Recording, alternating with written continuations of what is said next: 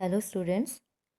तो आज हम क्षितिज काव्यखंड का पहला खंड काव्यखंड सूरदास पढ़ेंगे।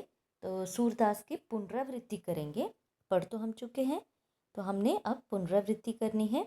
तो इसमें भी हम पहले क्या करेंगे, क्योंकि काव्यखंड है तो इसमें सार आपको पता होना चाहिए कि प्रस्तुत पद्य में क्या दिया गया है, क्या कहा गया है कवि द्वारा, और फिर महत्वपूर्ण परीक्षा उपयोगी प्रश्नों पर चर्चा करेंगे। तो आइए देखें, हम सूरदास की पुनरावृत्ति करते हुए हम उसके सार की ओर हम पहले नज़र डालते हैं कि सूर के पदों में श्री कृष्ण के प्रति गहरा अनुराग प्रकट हुआ है, ये याद रखना है आपने। और कृष्ण जो है वृंदावन छोड़कर मथुरा चले गए हैं। गोपियां उनके वियोग में व्याकुल हैं। वे कृष्ण के मित्र उद्धव को प्रेम भरा उलाहना देती हैं और कभी कभी वे व्यंग्य करने लगती हैं। अब पहले पद में देखिए, पहले पद में गोपियां उद्धव से कहती हैं कि तुम बड़े सौभाग्यशाली हो जो प्रेम वेम के चक्कर में नहीं पड़े हो। तुमने कभी कृष्ण के प्रेम का स्वाद नहीं चखा है। ये तो हम ही मूर्ख हैं जो उसके प्रेम में ऐसे लिपट गई हैं जैसे गुड़ से चींटी लिपट जाती है। तो पहले पद में, दूसरे पद में जितने पद हैं उनको याद रखना है, उसमें क्या क्या दिया गया है।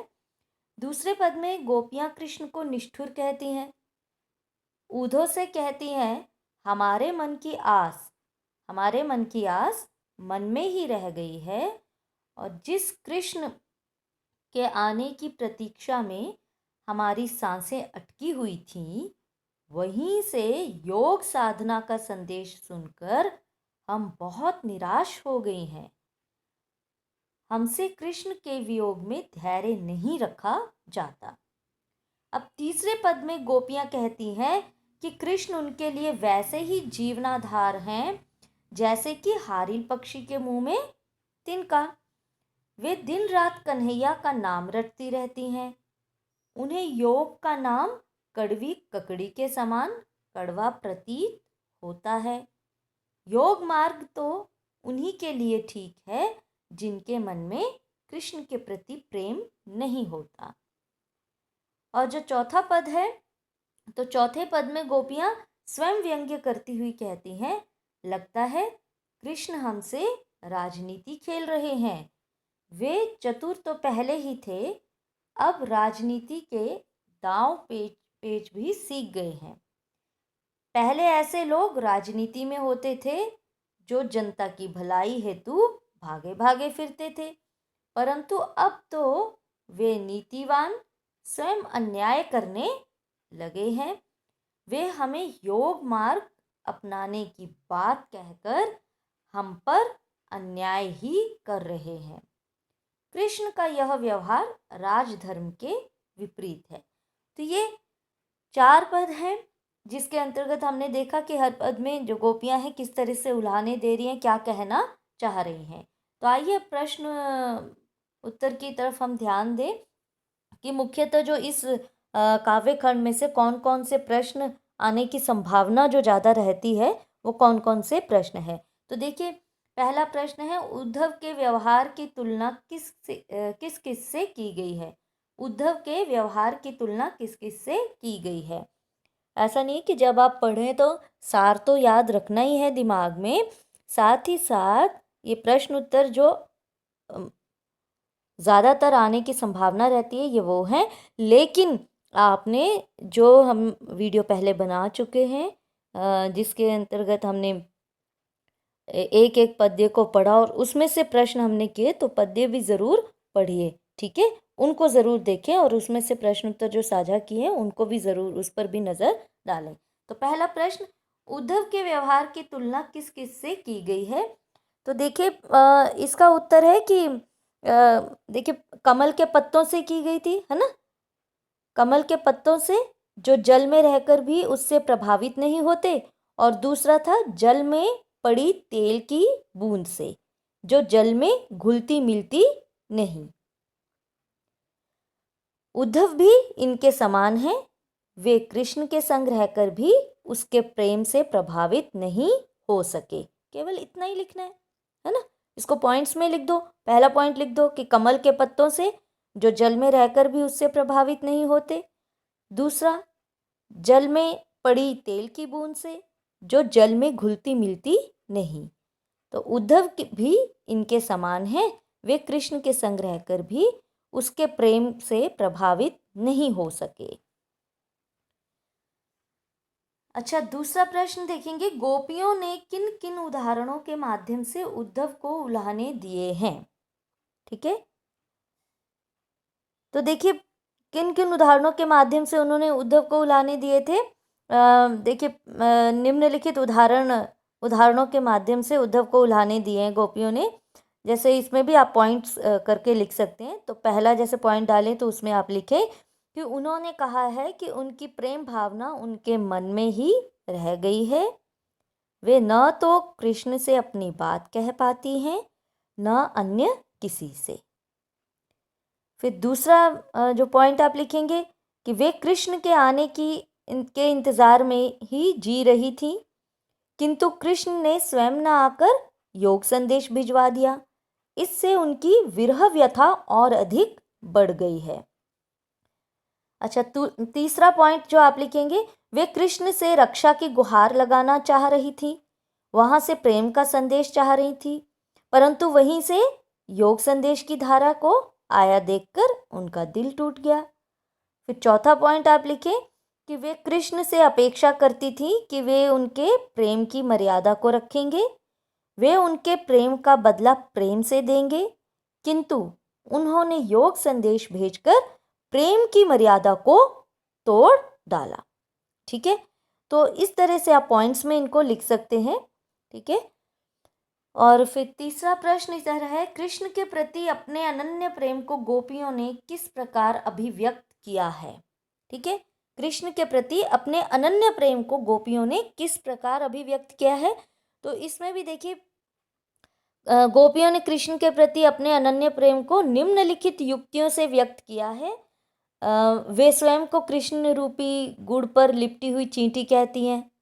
ठीक है, और वे स्वयं को हारिल पक्षी के समान कहती हैं जिसने कृष्ण प्रेम रूपी लकड़ी को दृढ़ता से थामा हुआ है। वे मन, वचन और कर्म से कृष्ण को मन में धारण किए हुए हैं। वे जागते सोते दिन रात और यहाँ तक कि सपने में भी कृष्ण का नाम रटती रहती हैं। वे कृष्ण से दूर ले जाने वाले योग संदेश को सुनते ही व्यथित हो उठती हैं। तो इस तरह से आप मुख्य बिंदु बनाकर अगर लिखेंगे तो नंबर कहीं नहीं कटते हैं। ठीक है, अगला प्रश्न है, प्रस्तुत पदों के आधार पर गोपियों का योग साधना के प्रति दृष्टिकोण स्पष्ट करें। तो योग साधना के प्रति उनका क्या दृष्टिकोण था, उन्हें योग साधना थोड़ी ना अच्छी लगती थी। तो सूरदास के पठित पदों के आधार पर स्पष्ट है कि गोपियां योग साधना को नीरस, व्यर्थ और अवांछित मानती हैं। उनके अनुसार योग साधना प्रेम का स्थान नहीं ले सकती। प्रेमी जन योग मार्ग द्वारा नहीं, प्रेम पूर्ण समर्पण के बल पर ही ईश्वर को पा सकते हैं। उनके अनुसार योग साधना तो उनके प्रेम की दीवानगी में बाधा है, यह उन्हें उनके कृष्ण से दूर ले जाती है। इसीलिए योग का नाम सुनते ही उनकी विरह ज्वाला और अधिक भड़क उठती है। उन्हें योग साधना एक बला प्रतीत होती है। तो उन्हीं के शब्दों में देखो, उन्होंने कहे थे ना ये शब्द, सुनत जोग लागत है ऐसो ज्यों करुई ककरी। तो गोपियां प्रेम के बदले योग संदेश भेजने को कृष्ण की मूर्खता या चालाकी मानती हैं। कभी वे कृष्ण को बुद्धू बनाती हुई कहती हैं, बड़ी बुद्धि जानी जो उनकी जोग संदेश पठाए। कभी वे आरोप लगाती हुई कहती हैं, हरि हैं राजनीति पढ़ी आए। ठीक है, तो इस तरह से उत्तर आप प्रस्तुत करेंगे। तो प्रेजेंटेशन ही तो मेन है ना, कि उत्तर कैसे प्रेजेंट किया जाए। ठीक है, तो चलिए अगला प्रश्न है,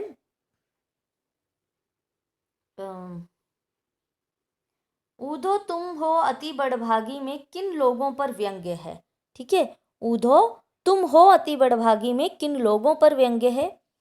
तो देखिए, इस काव्यांश में कृष्ण के प्रेम से वंचित लोगों पर व्यंग्य है। जिन लोगों ने भगवान से कभी प्रेम नहीं किया उनका जीवन व्यर्थ है। वे जीवन के सबसे मूल्यवान अनुभव से वंचित रहे हैं। वे अभागे हैं।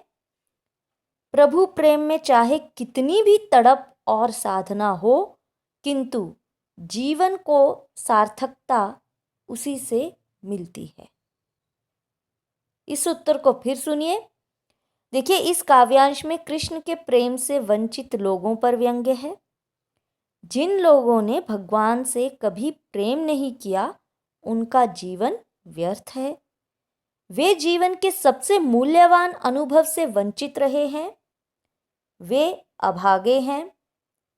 प्रभु प्रेम में चाहे कितनी भी तड़प और साधना हो, किंतु जीवन को सार्थकता उसी से मिलती है। चलिए अगला प्रश्न देखिए। सूरदास अबला हम भोरी गुर चांटी ज्यों पागी में गोपियों की कौन सी मनोदशा प्रकट हुई है। तो देखिए, इस काव्य पंक्ति में गोपियों की प्रेम निष्ठा प्रकट हुई है। वे स्वभाव से भोली हैं। वे प्रेम में हानि लाभ या खोए पाए की परवाह नहीं करती। वे तो सच्चे मन से कृष्ण के प्रेम में लिप्त हो गई हैं। मन ही मन उन्हें अपनी इस लीनता पर गर्व भी है। ठीक है, तो ये थे कुछ महत्वपूर्ण प्रश्न उत्तर जो अधिकतर आते हैं। बाकी आप जो गद्यांश हैं, इसके पद्यांश हैं, जो काव्य हैं, उनको पढ़ें ज़रा आप, और उसमें से जो प्रश्न हम लोगों ने साझा किए हैं उन वीडियो को भी आप देखें। तो तैयारी इसी तरह से होगी। तो पुनरावृत्ति, बार बार अभ्यास नहीं करेंगे, कुछ नहीं याद होगा, कुछ नहीं आएगा। ठीक है, तो ध्यान रखिए, समय का सदुपयोग करें, समय बर्बाद ना करें। Okay, bye and thank you.